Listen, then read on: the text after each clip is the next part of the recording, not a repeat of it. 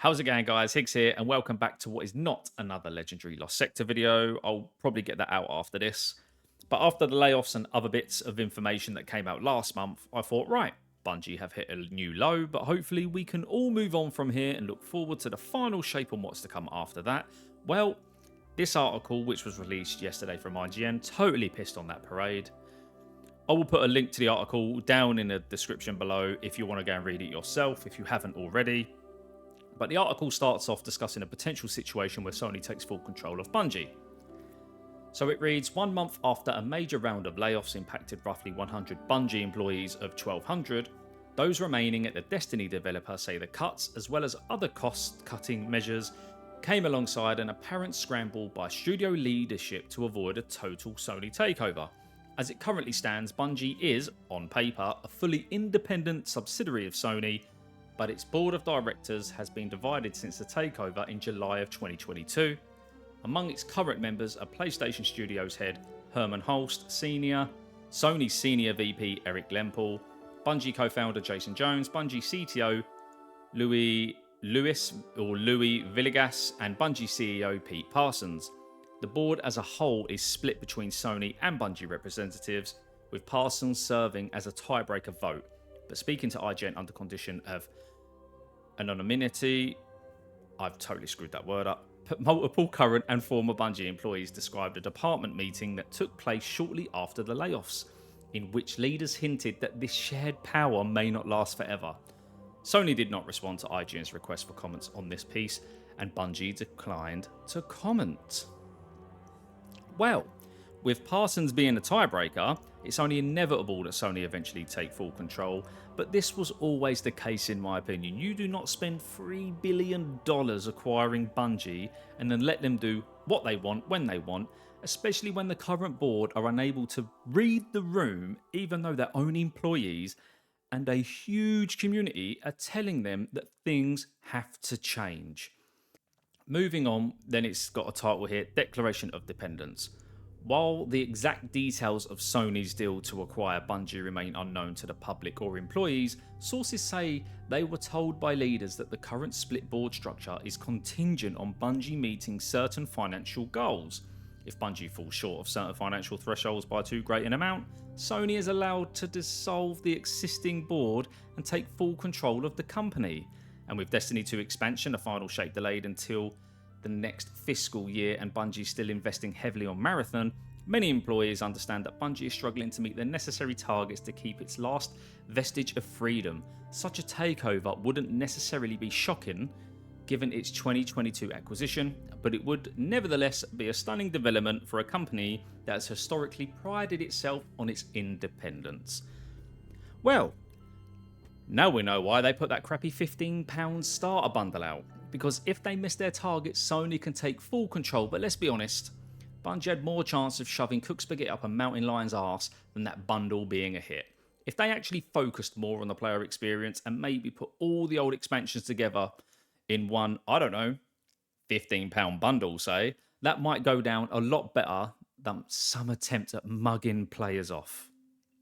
And then it goes on to read, it was with this threat looming that Bungie leadership, not Sony according to Parsons, made the choice to lay off roughly 100 employees last month, but the cost cutting at Bungie isn't limited to just personnel.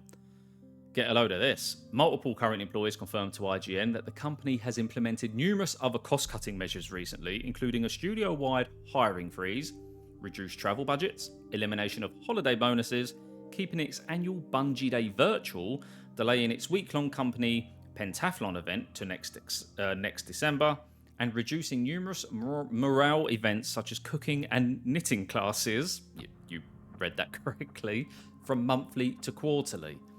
Bungie is also pausing or fully ending benefits like annual employee compensation adjustments to meet market rates, its new hire lunch program, employee donation matching, its peer recognition program, and gift cards for employees' birthdays, and yearly studio performance bonuses this year will only be the contractually obligated 80% minimum after being above 100% for good performance several previous years running. Now, I mean, Bungie obviously got all of these benefits in place, which is great because developers have such a fucking tough job to do. But knitting classes, I don't know. What were they doing? Knitting with fucking gold wool? It's just... Knitting classes don't need to be there. I mean, cooking classes, I mean, it's great for morale. I absolutely get it. But them kind of things are always going to get chucked out the window when there are cost-cutting exercises involved. But with Bungie priding themselves on independence, they laid off the unlucky 100 employees in the hope that the inevitable wouldn't happen. But if the 5 board members actually stopped their bonuses, they probably would have saved more money than laying off the workers. But nope, they can't live without a bonus, even though their base pay is probably huge. Moving on. Along with the recent layoffs, this has resulted in a massive decay in morale within the company. According to IGN sources, one of whom told us that the mood within the studio has been soul-crushing over the last month, and it doesn't sound like management is making any significant efforts toward improving the atmosphere either.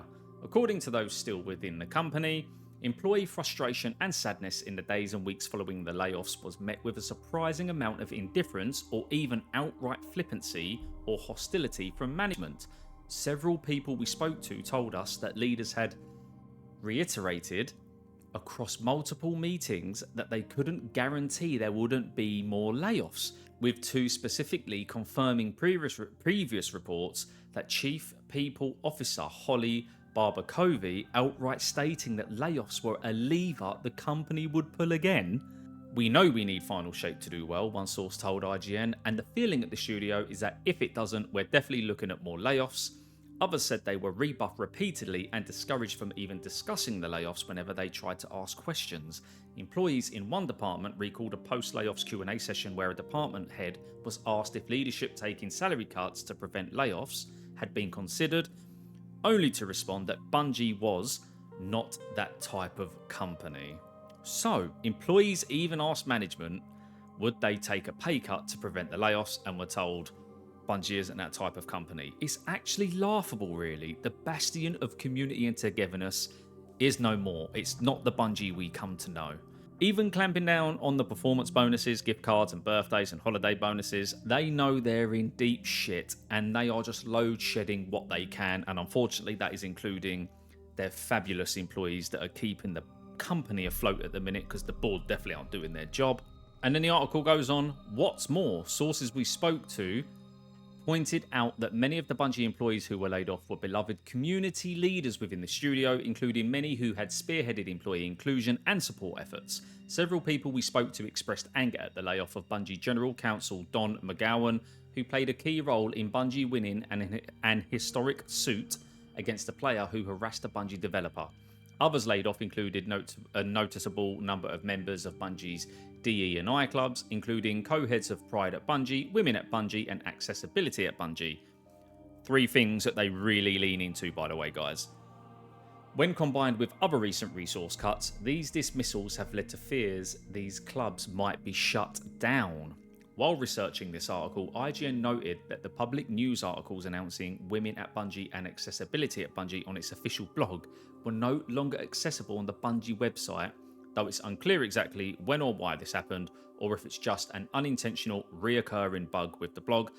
Knowing Bungie, it's probably a bug.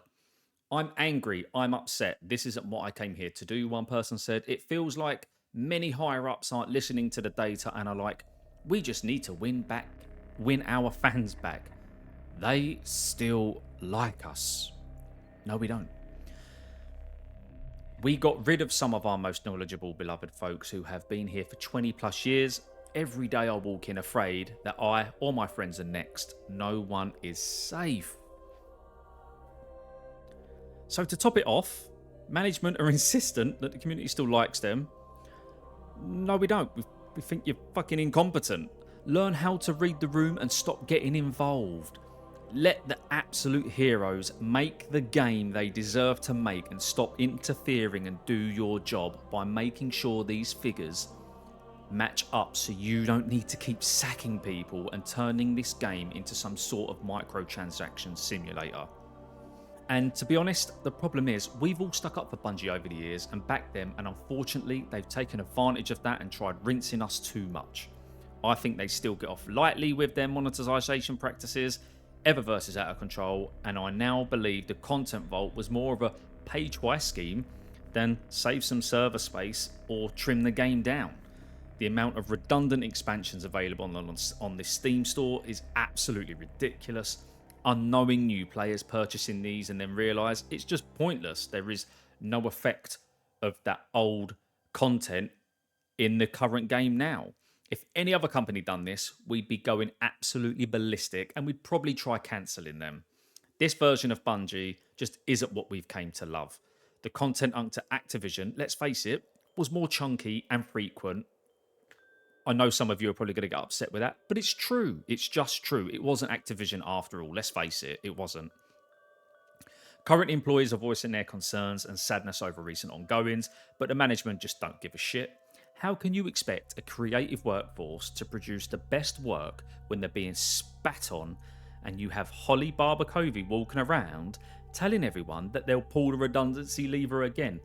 Yeah, that's it, mate. That is a well good way to boost morale, isn't it? No one is going to be producing their best work. They are probably shit scared of losing their jobs, their livelihoods.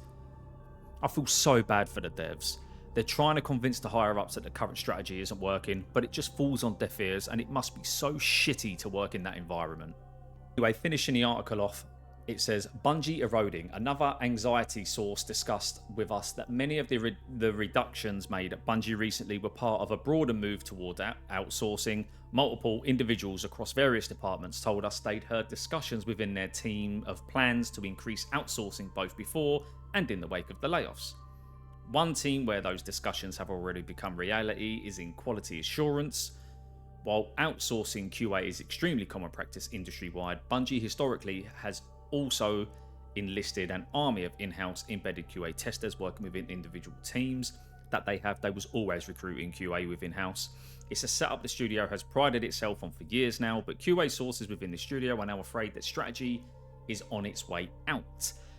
Yes, we noticed that there's way too many bugs for a game like Destiny 2.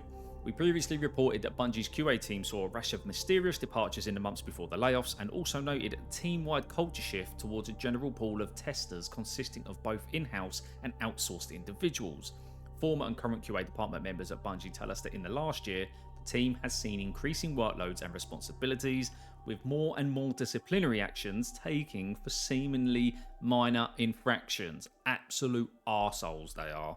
That is the higher up management at Bungie, not these great employees. They also perceive growing hostility from team and company leadership, including a meeting in which QA was said to be referred to by leaders as non-developers. In total, sources tell us that over 10% of Bungie's internal QA department was either fired or laid off between early October and early November, including both the reported layoffs and the departures leading up to them. In a year that will go down in gaming history due to the sheer number of layoffs and studio closures, Bungie's situation nonetheless stands out, and not for good reason. It's a well-known, long-standing studio that, despite historic culture problems, had managed to cultivate an increasingly positive community of fans around a beloved game while improving its own internal culture by gradual degrees. But in the wake of an acquisition that shocked many Bungie employees we've spoken to, and which seemed out of character with the studio's independent streak, it feels to many like that is all falling apart. Beloved colleagues have been laid off, benefits are vanishing, and many feel the more people-orientated, in brackets, as one source put it, culture of recent years is being torn to pieces by the very Bungie leaders that touted it for so long. And seemingly, all those same leaders can retain a vestige of control over a company that's already been sold anyway. I'm just going to wrap this up now because this is just really sad to read, to be honest. We all love Destiny 2. That's why we play it. And that's why we've played it for nearly 10 years. And we've come to love Bungie as well, because what Bungie used to be was what this article was said is. It was a community-driven company that gave a shit about its employees and was always transparent with us to the best of their ability. But now what we've known is higher-ups have cultivated this culture of just pure shit. So I'm just going to wrap this up by saying Sony need to take over like now, and they need to walk leadership out that door. All the leadership, that's management and then board, walk them out of that door. Too much toxicity has mustered its way into the walls of Bungie HQ. There is too much talent working there for that studio to crumble, and it has to be saved. Walk all upper management and the board straight out that door and just start again. That's the only way Bungie, Destiny 2, and Marathon move forwards. I love this game, but every time we hear about it, it just gets worse. I just don't know what happens after next summer. I really don't. But guys, I'm going to end that video there.